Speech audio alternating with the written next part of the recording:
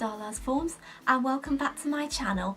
In today's video I am going to be doing a book review, but not just any book, an autistic awareness book. This is the first of many parts that I'm doing because I'm currently reading the book and I haven't even got to the middle of the pages yet. So I'm going to break it down into a few sections and explain some parts of the story. This is the book that I'm referring to. It's called Autism, Anxiety and Me, and it is by an autistic woman called Emma Louise Bridge. Since it's the first part of the video, I'm going to be explaining about her background and some parts of the chapters on how she deals with life. Emma was diagnosed with autism when she was in her 20s. As you can see, we've got a few black and white friends up in here, so they may jiggle around a bit during the move. They wanted to stay up and just have relax, so I'm going to continue in there without disturbing them. Let's start again. Emma was diagnosed with autism at a later age, and so was her sister. So her parents were struggling a little bit to deal with the situation. However, before she was diagnosed, Emma kept a diary of how she dealt with things in life. So it concentrates on her social skills and her emotions. Through those, her mum gives a little commentary and key advice to explain to the reader what to do in a social situation with an autistic child, teenager or adult. The first situations I've come across in Emma's diary are remembering birthdays, money and anxiety, plus dealing with people who put anger towards her and how she reacts. I really think these are very interesting. In Emma's point of view, she struggles to get through certain situations. Sometimes she'll struggle to remember everyone's birthdays, or she becomes frustrated when no one tells her what they would want. She also gets a bit frustrated with money. She describes her maths as not the best, and she finds counting money, giving it and remembering to count her change pretty hard, which I can relate to as well. It's like putting numbers in your head and remembering what you had to buy or how much the person's given you. Your brain just reacts very negatively. Also, she's learned how to deal with situations when it comes to communicating with friends.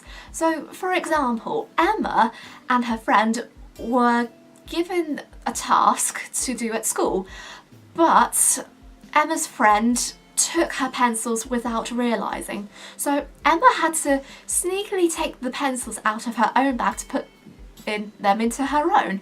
And when the friend found out about this, she shouted at Emma, and Emma had no idea how to react. And in the end, her friend walked away. During that time, Emma was overwhelmed and she reacted back to the person with a bit of frustration, and that caused a bit of an argument. Autistic people find it really difficult to express their own emotions and to read others as well. It's not really an easy thing because they don't know how to react or what to do. So, for example, if someone is angry, that autistic person may or may not copy the other person's anger, like a reflection in the mirror. So I'm going to be reading 1 or 2 pages from the book.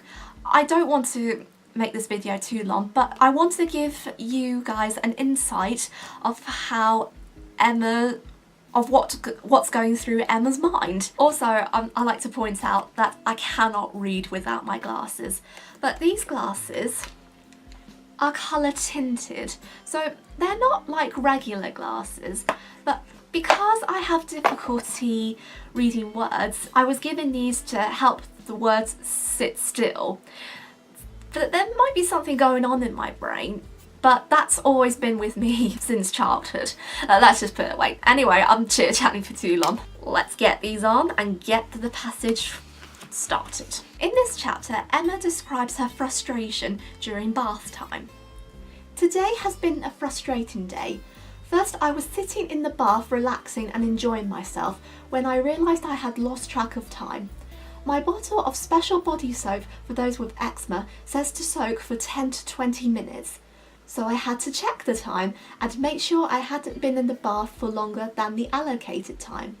So I glanced at the clock and saw it was 9:05 and 1 second. So then I had to sit and wait until it turned 9:06 because I always get out on an even number. It was annoying because if I had looked at the clock 2 seconds before, it would have been 9:04 a.m. and I could have got it straight out. If you read the book, you realise that Emma is obsessed with even numbers, so whenever she has to write down something or think of a number, it always has to be an even number.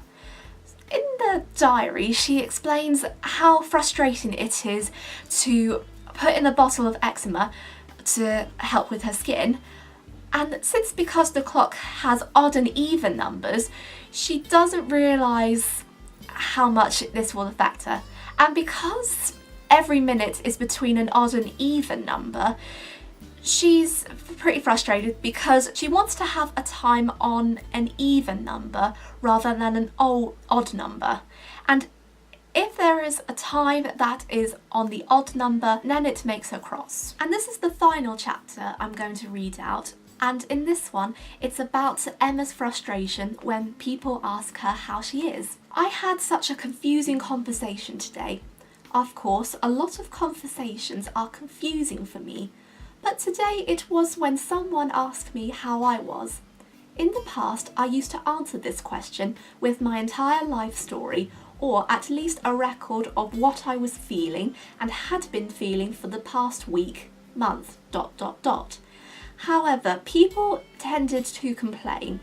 Also, if I'm having a bad day, then I generally assume everyone else must know I'm having a bad day, because they must be having a bad day too.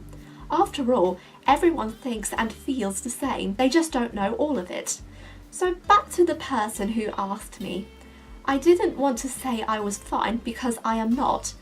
I am tired and I have a headache, and being outside the house was stressing me out. In a normal conversation, an autistic person would either tell their whole life story just to say how it was when they come face to face with people for the first time, or just basically telling anybody when they're meeting them for multiple times, such as friends from school or maybe even cousins in the family. I know this is not the case for every autistic person, but I feel a connection to this one because I did this too.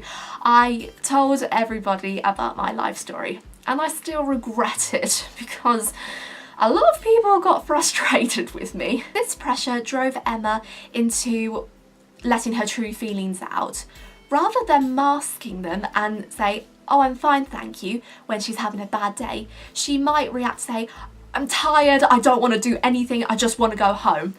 So that's kind of like the thing that she may or may not be going through. I can't really say for certain because I don't know Emma, but this is what's happening in my mind. And I'm going to be leaving it there because I think I've run over time and I don't want to spoil the rest of the story for you. I really hope you enjoyed it. If you did, please give it a thumbs up, leave a comment down below, and whilst we're on the comments down below, there's a question for you. Who is your favourite autistic celebrity and why?